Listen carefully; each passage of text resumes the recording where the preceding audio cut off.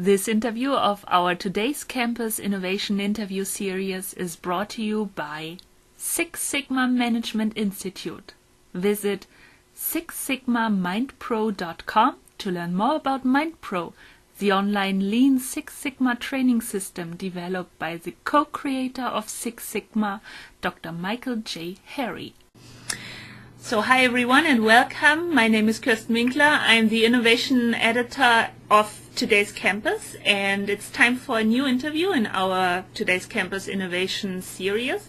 Very happy to be joined by Brian Whitmer. He is the CPO and co-founder of Instructure. Brian, welcome to the program. Hi, thank you. Okay, so some of our audience might be familiar with Canvas, your LMS solution, hopefully might even be users of Canvas.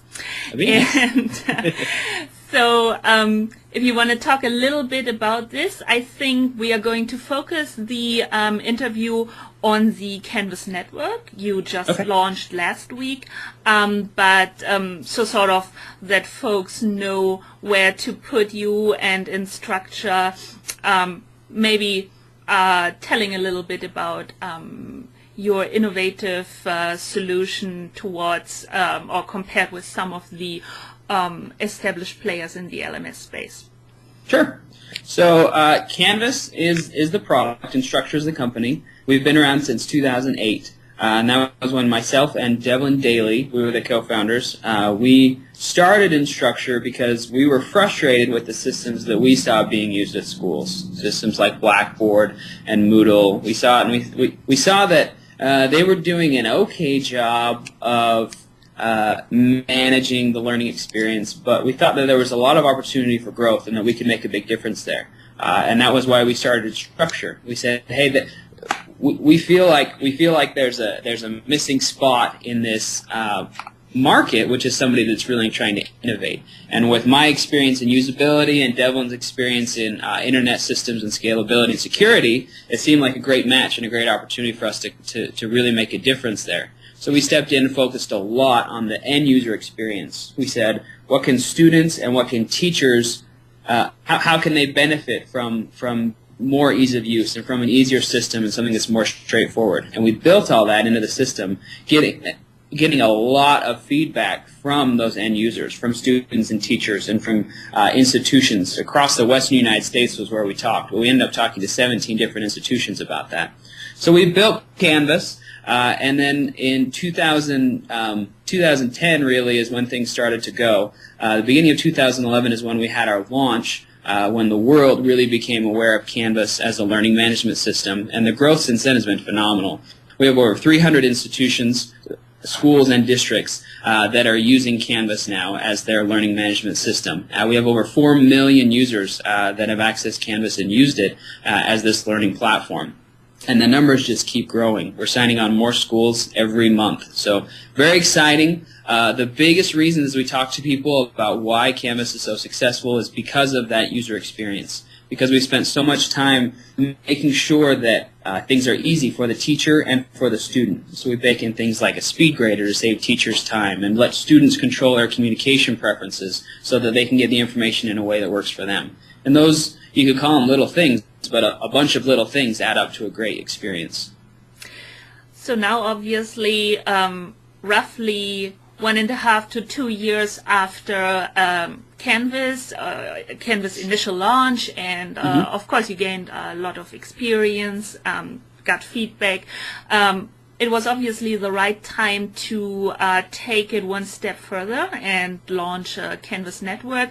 Of course, if we talk of 2012 in higher education, inevitably the word MOOC, so massively open online courses, comes up, and well, from all the different articles from colleagues I read on the launch of Canvas Network, I think Christopher Dawson on ZDNet had a very nice, a little bit more nuanced view on what Canvas Network is actually doing. But if to hear from you, maybe if you needed to position Canvas Network on the what is happening in the MOOC space, Udacity, Coursera, edX, and on the other hand, I think Blackboard also just launched an initiative or something similar. Where would you put Canvas Network? What are you really focusing on? Right. So really, like you said, it's a continuation of the story that we started when we founded Instructure. Devon and I have always tried to include the schools that we're working with and the people that are using Canvas in any decisions that we make. And we keep hearing, this is what New York Times just called this the year of the MOOC.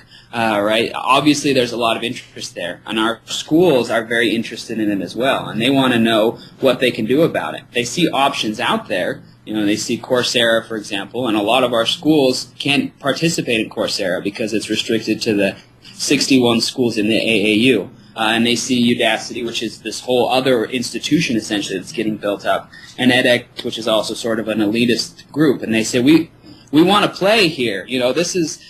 Like you said, I think Chris Dawson did a great job of explaining it. There's an experiment that's going on in this space, and there are lots of people who want to try new things. I don't think anybody would say we know what the right answer is at this point as far as MOOCs and how to build the best MOOC, and even if MOOCs are the right answer. We need to keep playing, and we need to keep trying new things. And that was what we were hearing from our schools, and that was what we wanted to make possible. So the Canvas Network really is an opportunity for those using Canvas or those interested in participating in this Canvas community to experiment and to try something. And so Canvas Network is an open course index. It's a list of courses that are available. Some of those can be massive. They could be hundreds of thousands of students. Some of them could be very small. They could say, I want to limit this to 100 students. Some of them could be like a Coursera course where it's this stage on the stage. We're going to have lectures and then we're going to have quizzes.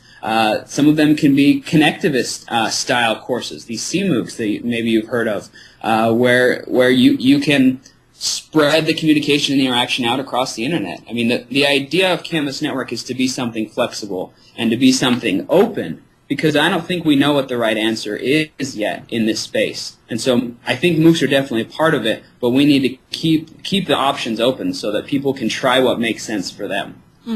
Exactly. I think that's very interesting because with all the interesting aspects in the MOOC space, like talking the democratization of education and so on. On the other hand, as you pointed out, they have, without maybe saying the word, but I can say that I at least find that they have a pretty traditional, not to say conservative style of teaching, although they integrate video and quizzes and so on. So you leaving it open to the school or the individual college, then what they actually want to do might be a very interesting approach. And the second question sort of is that, of course, the MOOC movement is now facing maybe challenges when we talk about credentials and how people can actually prove what they have learned through taking tests and so on. What's that like? Are most of the schools participating, take maybe some sort of so they are asking their students to pay at least some amount of money for the courses. Do they make it absolutely for free? Do they get not a degree, but maybe a certificate or something like this? What do you see happening there? So that's a great question. And all of the courses that were available at launch in the Canvas Network are free courses. So anybody can sign up for them and can take the course for free. You're right. There is this concern that's come up around MOOCs and how we can do credentialing and how we can do reliable assessment. What's interesting to me is MOOCs are not the beginning of online education, right? Online education has been going on for 10 years. And there are fully credentialed, fully accredited degrees that you can get in an online program. And so people have already found some solutions to this issue to be able to have, reliable credentialing and reliable assessment. And And we are working with those schools. When people join the Canvas Network, we don't require them to put together a certificate. Like I said, it's about flexibility, and it's about what the schools are comfortable with. We're already talking to schools about those sort of ideas, because it's really interesting. I mean, if you could have say the Canvas Network had 1,000 courses on it, right, and there were 50 math classes. If you could put together some kind of certificate that was, I took these 5 math classes that worked in sequence, and in the end, I basically have a pretty good understanding of college-level math. And so that's a certificate that we can grant. That's a valuable thing. And then if people decide to accept that, universities or employers, that's fine and that's great. But the idea is we still need to figure this out as we go. We need to learn as this is developing.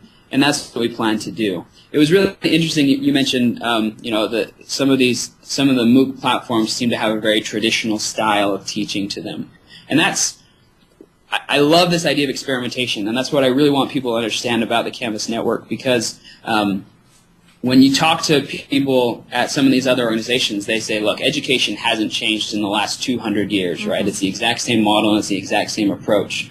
Anybody that's trying to teach right now and really working at this understands that innovation is happening all the time, and that there are lots of things that are different than this sage on the stage model that's now getting pushed out into an online scalable environment. And we want to make sure that those can happen. That those courses can happen, and you can have a flipped classroom approach inside of the Canvas Network, or you can have, whatever the innovations are that are going on. Canvas Network wants to be able to support those. And so we're going to be learning a lot with schools as we develop it, because that's just the way we work. We want to have a partnership with the organizations that use our platform, and we want to figure out the right answer with them rather than dictating it. Mm-hmm. As you said, we are learning all the time. There are lots of different, sometimes also very interesting approaches. I just read an article in the New York Times of the Mozilla Open Badges project. This might be something. Do you think for your existing schools and colleges, is it something for them where they merge on-campus and online experience? Do some or most of them develop an online-only course within Canvas or Canvas Network? And is it then, do you also feel that, don't know, many people still seem to think that you go online when you cannot afford the real life brick and mortar on campus experience or degree, then you look for alternatives online. How do you think we can overcome this sort of online education being just the second best choice when earning a degree or even just taking a course? Well, I think it's happening already. As we went out and we talked to schools about the Canvas Network and tried to really dig in and understand where they were coming from, a lot of schools are saying that already fully online courses are supplementing even their on-campus students. It's giving them the flexibility that they need to be able to take the courses that they want in the way that makes sense for them. And so there's this shift that's already happening where fully online, like a user that is completely online for their entire education, is not that different from this sort of hybrid student who's taking some face-to-face and some fully online courses. That's becoming more common, is what we're hearing from our schools, which I think is great because, so the other piece of it, another question that we ask people is, do you think your online program is a second-class citizen, right? Do you think that this experience is of lower quality than your face-to-face curriculum? And we got mixed responses. Some schools would say, yeah, absolutely, we're not fully developed yet, we don't quite know what we're doing. And other schools would say, heavens no, our best programs are online. You actually get a better education going in the fully online system than you do if you come to our face-to-face. And I won't tell you which schools that were, because I don't think they'd appreciate that very much. But the idea is there's nothing inherently bad about an online education, and people are starting to accept that. That's one of the big values that's coming out of things like Coursera, coming out of these other MOOC platforms, is this understanding that you can have educational experiences online. I think we can improve upon them. I think that there's room for growth beyond just this traditional educational model, but there's definitely value in an online coursework. And so imagining already, as you said at the beginning of our talk, more than 4 million students are using in one way or the other, but are currently users of Canvas and the experience, and thinking worldwide with the MOOCs, but also other cost-effective ways to learn something online.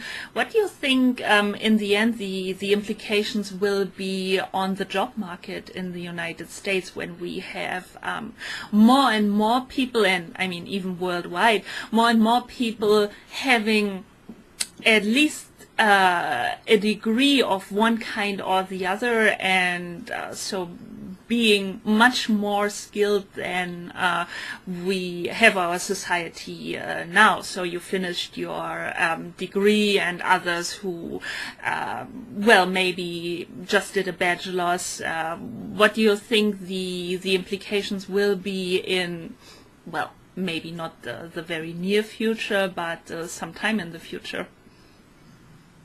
That's a good question. That's interesting.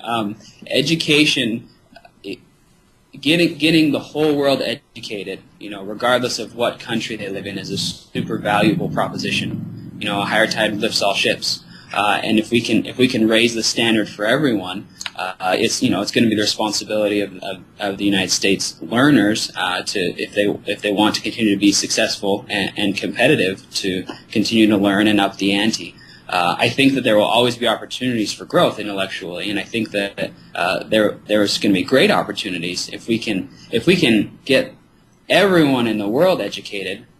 That sounds like a win to me, and the value worldwide is going to be enormous. How long that will take is a great question, and I think that we're seeing some baby steps there. Having one course in AI.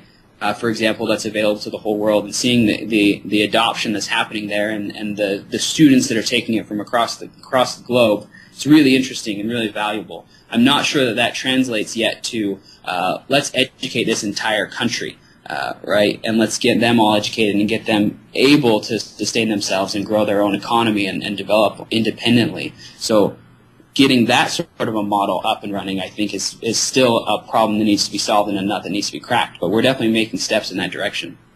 Agreed. I think there's a lot, and rightfully so, enthusiasm around this whole movement, what will be sustainable and how the online education landscape will look like in, let's say, even 5 years. I know there are people writing and making their prognosis about online education in 2020.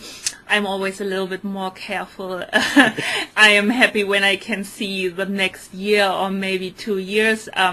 Speaking well, of, I think one of the things that's going to be important in that is we're going to need, as more and more platforms and as more and more offerings come up, we're going to need a consistent way to be able to evaluate them, and some kind of rating system, right? To be able to say these are the quality courses and this is the good stuff, so that we can help the cream rise to the top. And you mentioned democratization of education. That's an important part of it. We saw this happen in commerce, where if you try to sell something on Amazon.com and it's junk, then the world will find out that it's junk and no one will buy it. And the same thing can start to happen with courseware, and with these educational experiences. We can help the quality experiences rise to the top, and we can, wherever they come from. They may come from the Ivy League schools. They may come from the teaching community colleges. They may come from K-12 faculty that are just completely dedicated to education. We don't know where those are going to come from yet, and so it's important that we keep the door open and let them come from wherever they are going to come from, and then we can help promote the ones that will be most successful and most effective. Absolutely. This was somewhat the broad and maybe difficult question, of course, to answer. For Instructure, however, Canvas Network, you're definitely making steps in a very interesting direction as well. Now, I suppose the coming months will be dedicated to informing, talking with, and signing up more schools and colleges for the Canvas Network. what is your general direction, or as I think on your Twitter account it says, I'm helping to fix online education. How far is your progress in your own vision of how to fix or maybe to shape the system? That's a good question. I love where we've gotten to. It makes me really happy to see the growth that's happened and the pressure that Instructure has been able to put on the other players in this space to step up their game as far as learning management goes. Everyone is improving their products because someone came in and said, this is what we're supposed to look like, and this is what the market is supposed to behave like. And that's really helped everything improve, which is super exciting, and I'm very happy about that. This Canvas Network initiative is actually, it's another step. It's going a step farther and saying, all right, we have set a standard for what a platform should look like. Now we need to look at curriculum, and we need to look at this course experience, and how can we help that be better, and how can we help surface and expose the good stuff. You look at the internet and you look at the education material that's been out for the last 10 years. I mean, MIT OpenCourseWare is 10? I think it's 10 years old now, right?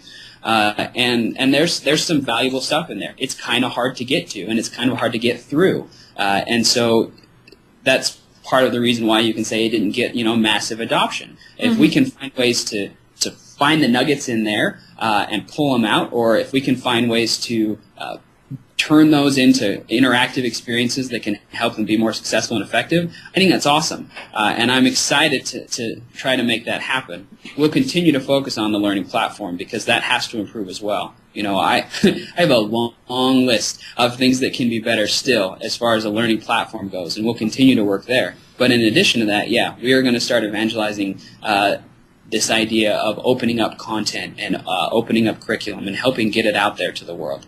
Great. So, and people wanting to follow can, of course, do this on various social media outlets. I mentioned Twitter. Your handle is @Whitmer, so really people can follow you there. Also, the Canvas blog is interesting to follow. Where else would you point our audience today? Where should they go? Learn more about Canvas, learn more about Canvas Network. Yep. So Canvas.net is the domain for Canvas Network, and that's where you can see that public index of courses. There's also a Twitter account @CanvasNet that you can follow to get updates on there. But those are great resources. I'm really excited by the stuff we have on Canvas Network already. There's a course by Brown, for example. It's an Intro to Engineering course. It's a STEM-based course, and the idea is to help them be able to make decisions for their career. So it's an example of something that you wouldn't find necessarily in a lot of other places. But we want to open this up, right? And let the content get out there, whatever it may be, so it can be successful. Great. So thanks so much for taking the time and talk with me today and share some of the vision behind Canvas Network and how it came all about, and wish you the best of success, many more schools, colleges, universities participating, and I definitely look forward to hear about the next steps and how it all grows. Thanks, Brian. Great. Thank you very much.